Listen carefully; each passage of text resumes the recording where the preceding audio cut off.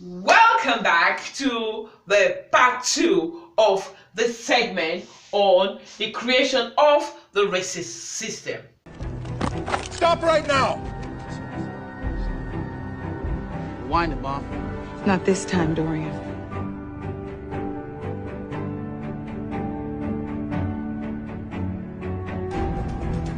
We're all witnesses. You've crossed the line. Harassing us, abusing authority. You've been profiling us, targeting us, following us, shooting us, killing us. Not anymore. Now we cross the line. My son will cross that gate. So back the up.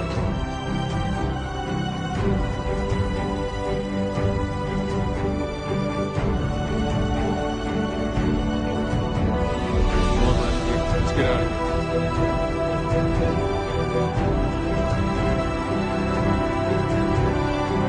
Go on, Dorian. Walk through that. So basically, they want a situation whereby you'll be mentally destroyed, emotionally shredded, then mentally you're fragmented. The mind will be now like a broken mirror that is confused. That was the invasion in Africa. Colonization, they just tried to present well the evil attack. It was not colonization. It was demonic, terroristic, strategically orchestrated demonization, demonizational invasion of Africa.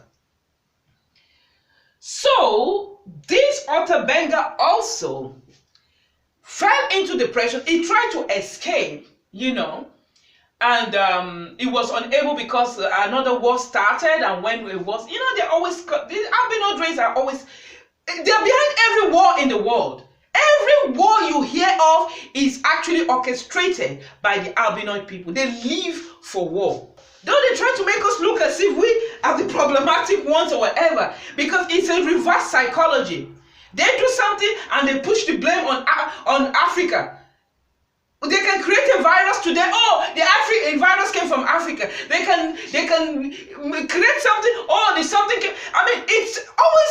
It's a reverse psychology. We've lived far too long that most of us are not ignorant of their strategy again. It's just a mind control situation, a reverse psychology.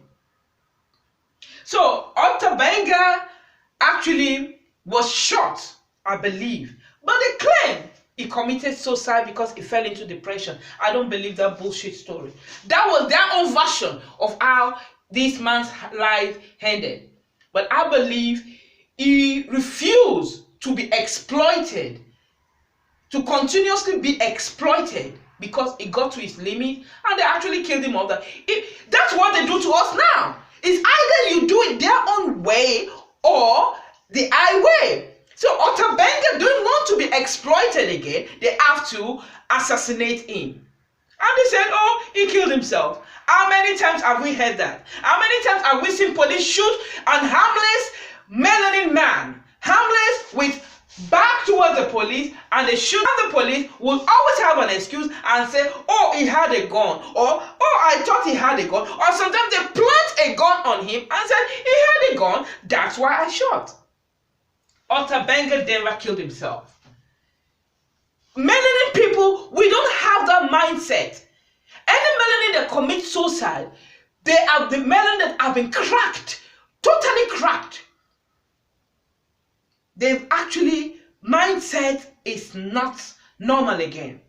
We've gone through decades of traumatic experiences in the hands of this system, the racist system. Trauma-based invasion of Africa till today. Nothing has changed. They just try to modernize the trauma-based racist system. They keep us from working and they slander our character that we don't want to work. We only want to work only when we are actually working and doing something, a slave-like work, being abused, being misused. That is the only time we work.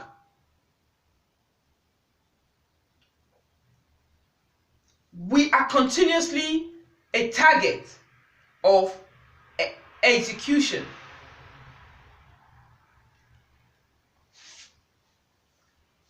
Then, the fourth agenda on the meeting was, I believe, the Melanin genocide by the building of concentration camp.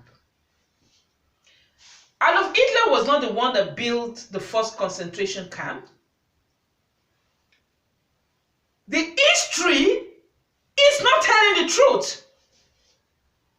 The history book is a total fabricated, shameful, disgusting, sinister, obnoxious, carefully constructed, nincompoish, if there's anything like that, lies.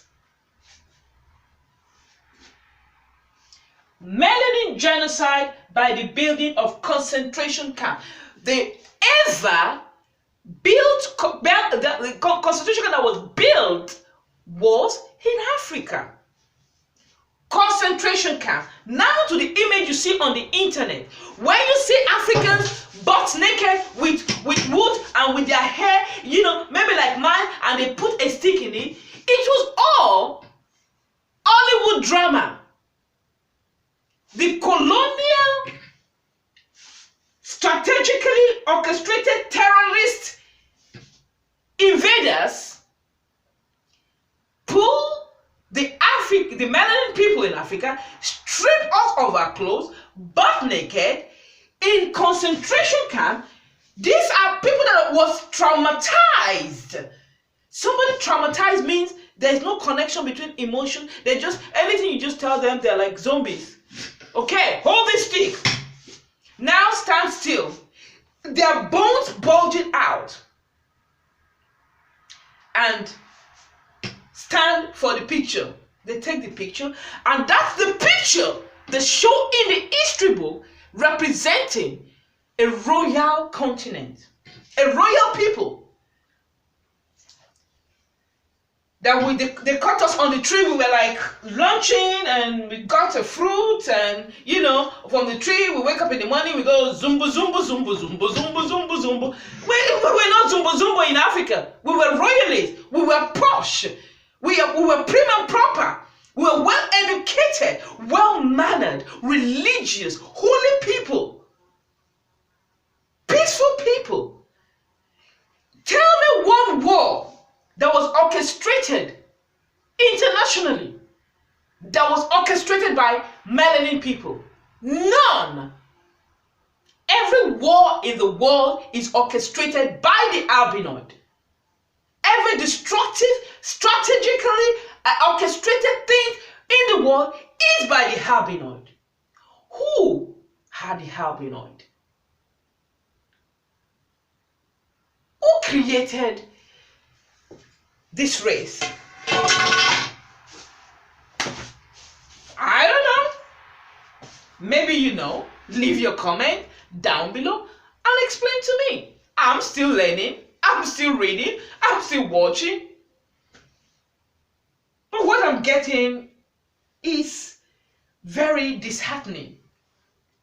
Now, the building of concentration camp from the 19th century, 1904 to 1908, we have concentration camp like the Omaruru concentration camp, the Ludoritz concentration camp, the Windhoek, the Shark Island, the Okahandja Island, the Caribbean Island, the Swakopmund Island. This Shark Island, during the time of, I think, Nelson Mandela or something like that, they spoke about this Shark Island.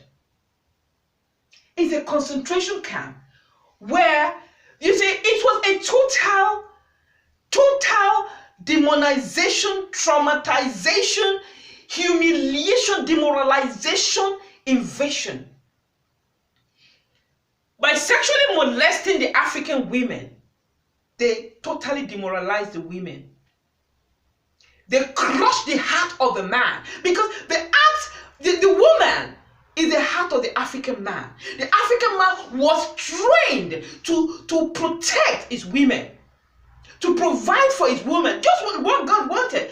Protect, provide, help, and guide. But they made this mission absolutely impossible for the melanin man.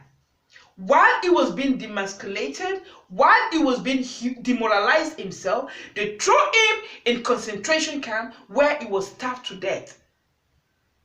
The ones that fought back, that refused to go down, just watching. All this come from outside and invade Africa and begin to kill us. Now, we're not going to do without a fight. They ran into the forest, but they're fighting back. But because we had technology, so some were still trying to use this technology because it was a sudden attack.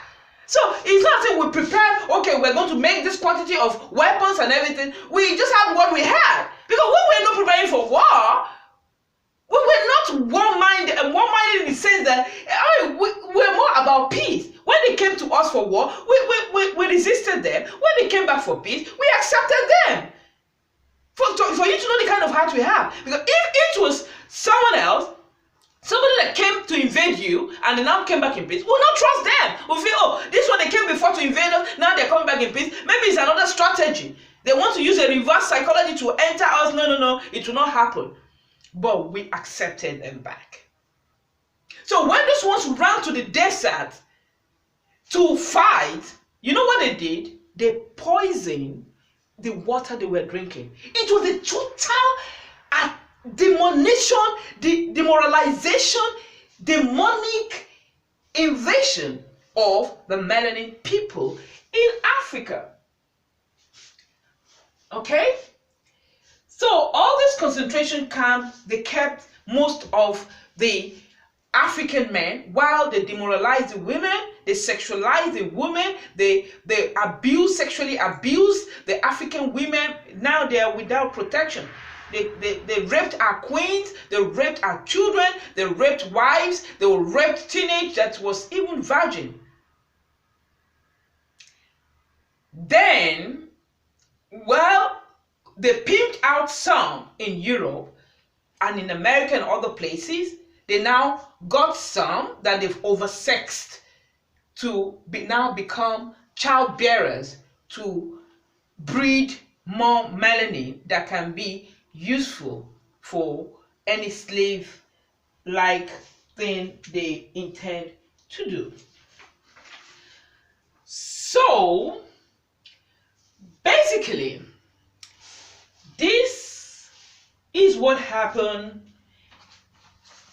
at the creation of the melanin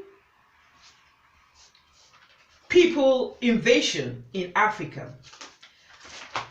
Till today, Africa is under this racist system. Everything in the news is orchestrated and backed up by the racist system. When they talk about the most ruthless human being in the world, they talk about the African dictators and everything. Let me also prove you wrong about that lies. Now, the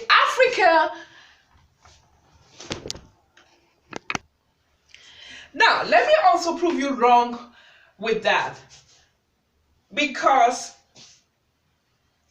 in Africa,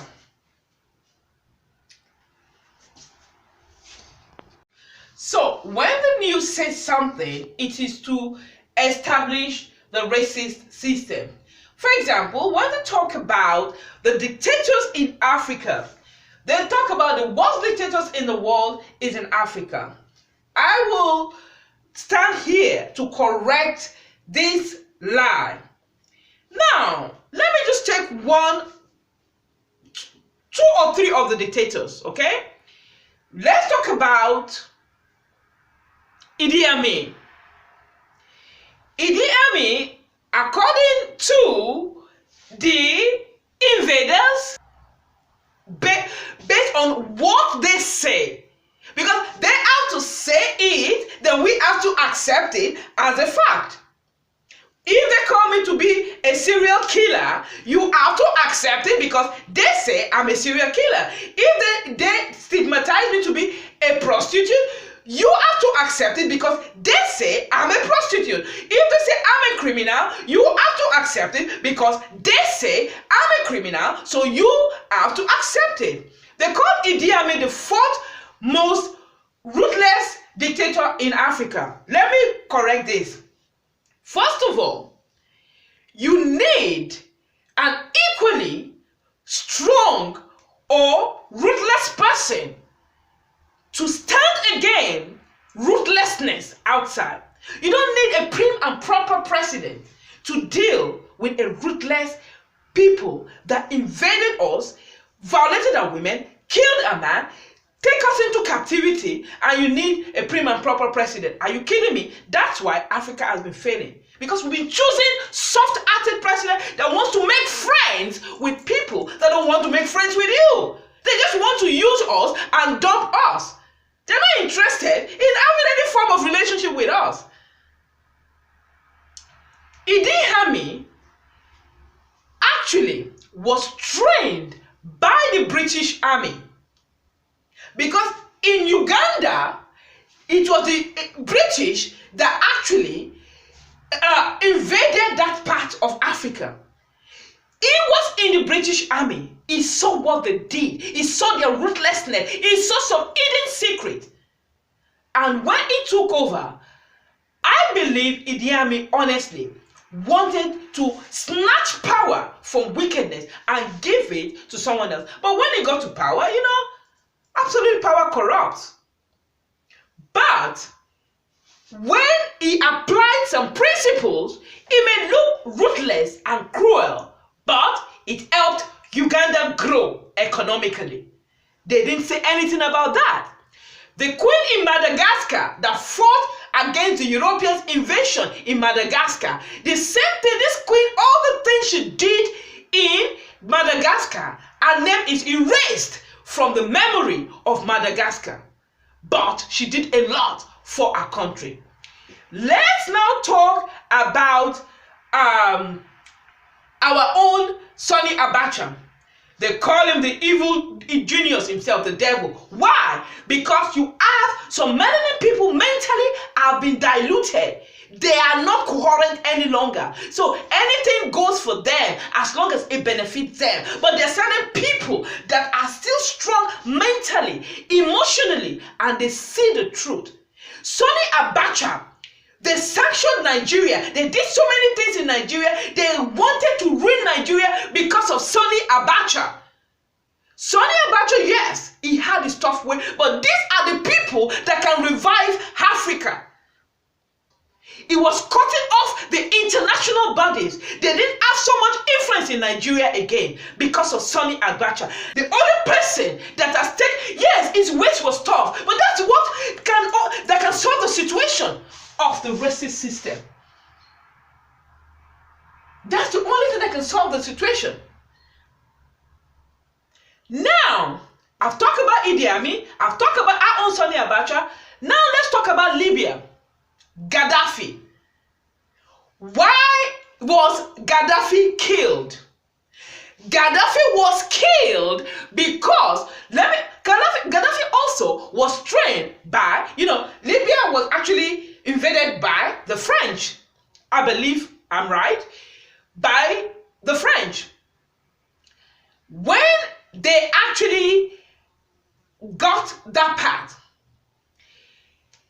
Gaddafi, who was actually is called amongst them, he was also in the French army. He saw things, the same things Idi Amin saw. He knew these people, nah. When he got into power, he did it the way he can to make sure to get these people out of our environment.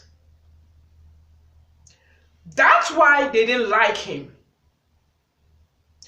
When they were romancing him, he was playing along because probably he did not want war and everything. He played along until he got tired. No, it's not going. No. Gaddafi is the only person that apologized for slavery in Africa. Gaddafi in his country, if you look at the truth about Gaddafi, apart from the wickedness they said he did, because the wickedness they said he did is based on what they say, the invaders say. Because they are the ones that will always formulate the lies you should believe, you and I should believe. Then that lies is the one that will control what you think. So when somebody tells you the truth, okay, fine, it's the truth. I'm going to make analysis based on the truth. But when you tell me lies, so I'm making analysis on somebody else's lies or another nation or another race based on lies. And that's what has actually been brainwashing most of us. Gaddafi, if you go to Libya today, Libyans would almost want to place a curse on themselves to kill themselves that they made the biggest blunder of their lives by assassinating Gaddafi. He was not the best human being, but it made things happen. Libya, they never suffered. They had a good social system. They had jobs. They have things. Go to Libya today. It is because you see, one thing you know is that they need to take away all the strong men in Africa in order to have easy. You see, when they invaded us in 1884, 1885 actually, because they had the meeting in 1884. After the meeting, after we were invaded, it was not an easy invasion, but they actually realized so many things.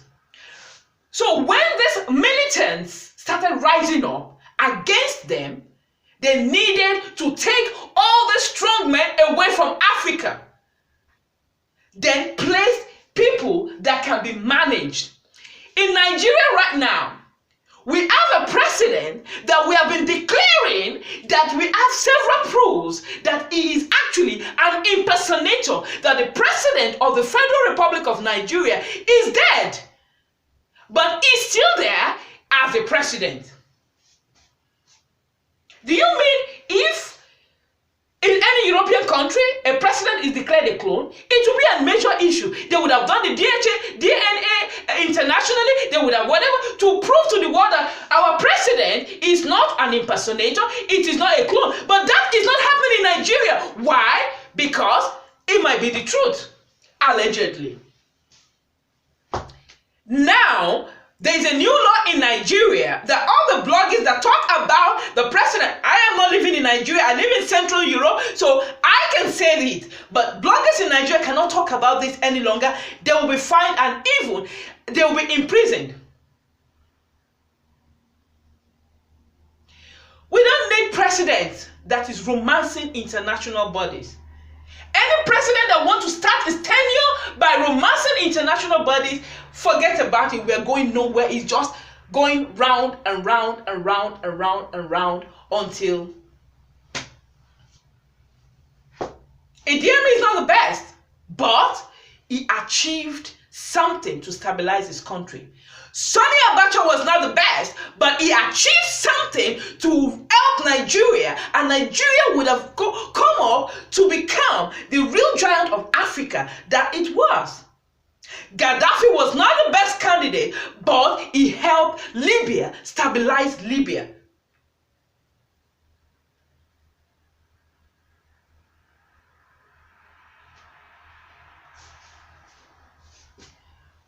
Creation of the racist system. Spiritual, physical, emotional, international, everything is orchestrated for the destruction of the melanin people. I will close with the reminder of, in the book of Revelation, chapter 22, verse 18 and 19, if I'm right. 18 and 19, okay? For I testify unto every man that heareth the words of the prophecy of this book. The prophecy of this book. If any man shall add unto these things, God shall add unto him and plagues that are written in this book. And if any man shall take away from these words of the book of this prophecy, God shall take away his part out of this book of life, and out of the holy city, and from the things which are written in the book. So basically, by miseducating us and replacing the image of Jesus, our images in the Bible, to be an albinoid race, is already going against the principle of God. It's not just the abuse on us as a race, and also the abuse of the principle of God. Who had the albinoid? Why was the racist system created? If you like this video, thumbs up and subscribe, and also feel free to share my video on the social network. We must solve the situation together. This is not of hate or anything. We must solve this problem. Racism is wrong. The racist system have done enough damage to the world. We need to stop it. Thank you for joining me today on Melanin Albinoid Live. Remember, as I always say, the greatest weapon in the hands of the oppressor is the mind of the oppressor. So, face your fears, elevate your mind, and resist every temptation to panic. Thank you, and God bless you. Remain blessed.